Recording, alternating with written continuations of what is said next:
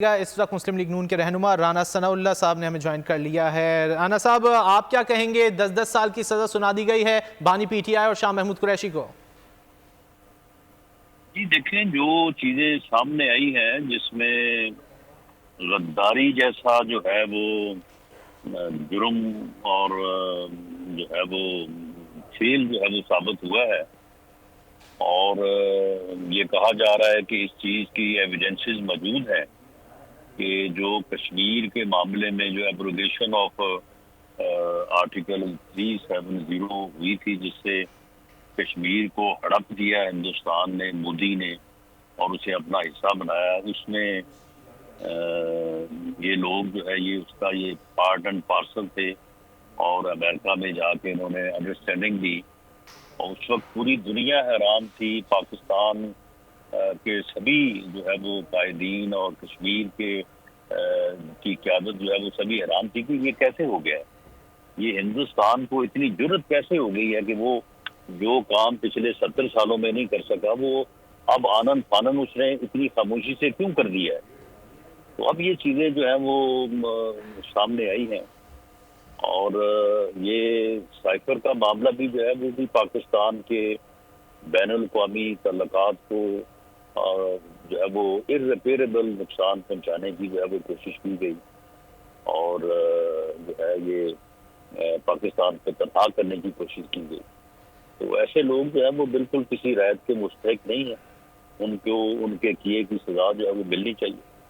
رانا صاحب، انتخابات سے قبل یہ فیصلہ سامنے آیا ہے، پاکستان تحریک انصاف ویسے ہی اس طرح جو ہے وہ فعال نظر نہیں آ رہی، اختلافات بھی ہیں، آپ کیا سمجھتے ہیں کیا فرق پڑے گا انتخابات پر مزید؟ اس کا انتخابات سے کیا تعلق ہے؟ اگر کوئی گروہ سیاسی جماعت کے آڑ میں یا ادروائز ریاست کے خلاف ہتھیار اٹھاتا ہے تو وہ کسی قسم کی سیاسی رائت کا مستحق تو نہیں ہو سکتا۔ وہ یہ تو نہیں آپ کہہ سکتے کہ جی دیکھیں، سیاسی احتجاج جو ہے یا جو سیاسی جماعت کو یا سیاسی کارکن کو ایک تحفظ حاصل ہے آئینی اور جمہوری، اس کے کچھ تقاضے ہیں، اس میں آپ ریاست کے اوپر ہتھیار نہیں اٹھا سکتے۔ ریاست کے خلاف ہتھیار اٹھانے والا جو ہے وہ دہشت گرد ہو سکتا ہے، طالبان ہو سکتا ہے، وہ سیاسی کارکن نہیں ہو سکتا۔ تو ان لوگوں نے تو 9 مئی کو ریاست کے خلاف ہتھیار اٹھائے ہیں۔ شہدا کی یادگاروں پہ، ان کے مجسموں پہ کوئی ڈنڈے اور جوتے کو سیاسی کارکن برسا سکتا ہے؟ تو ان کا کوئی اس بات سے تعلق نہیں ہے۔ سیاسی جماعتیں جو ہیں، سیاسی کارکن جو ہیں، کوئی آزاد اور کوئی سیاسی جماعتوں کے اپنا جو ہے وہ نشان پہ الیکشن لڑ رہے ہیں، الیکشن تو ہوگا اور انشاءاللہ تعالیٰ فری اور فیئر ہوگا، لیکن وہ ٹولہ جو 9 مئی کا ذمہ دار ہے وہ یہ کہے کہ اسے اس لیے نہ پوچھا جائے کیونکہ اس نے سیاسی لبادہ اڑا ہوا ہے، تو میں نہیں سمجھتا کہ اس کی کوئی گنجائش سیاست میں ہے یا جمہوریت میں ہے۔ اچھا رانا صاحب، لیکن چیئرمین پی ٹی آئی، بانی چیئرمین پی ٹی آئی ہمیشہ منع کرتے ہیں، کہتے ہیں ان کی جانب سے ہمیشہ نفی کی گئی ہے کہ ان کی جانب سے ایسا کچھ نہیں کیا گیا، اور یہ الزام لگاتے ہیں کہ سازش کی گئی ان کی حکومت گرانے کی۔ نہیں، یہ تو خود کہتے رہے ہیں، یہ ان کی ویڈیوز موجود ہیں، ان کے بیانات موجود ہیں۔ آج تک 9 مئی کے واقعے کی انہوں نے مذمت نہیں کی، اور وہ لوگ جو اپنا کور ہاؤس لاہور میں لوٹ مار کر رہے تھے، آگ لگا رہے تھے، اور وہ ہندوستان کے کلیجے میں ٹھنڈک ڈال رہے تھے، وہ کون تھے وہ لوگ؟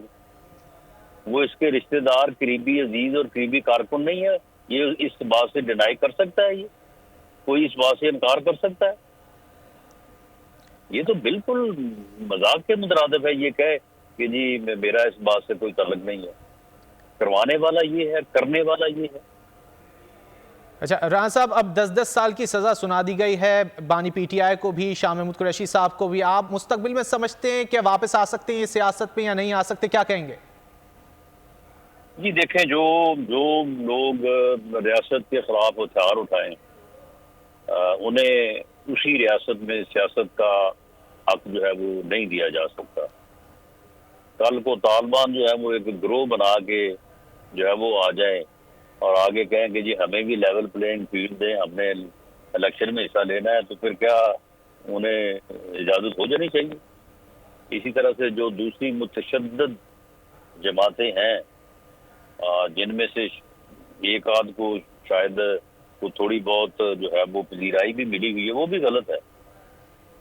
سیاسی جماعتوں کے لبادے میں متشدد جماعتوں کو یا ہتھیار اٹھانے والے لوگوں کو جو ہے وہ اس پردے میں جو ہے وہ سیاست کرنے یا ریاست کے خلاف کھڑا ہونے کی جو ہے وہ اجازت یا موقع نہیں ملنا چاہیے۔ مسلم لیگ نون کے رہنما رانا ثناء اللہ ہم سے گفتگو کر رہے تھے، بہت شکریہ آپ کے وقت کا۔ سبسکرائب کریں اور بیل دبائیں تاکہ کوئی خبر رہ نہ جائے۔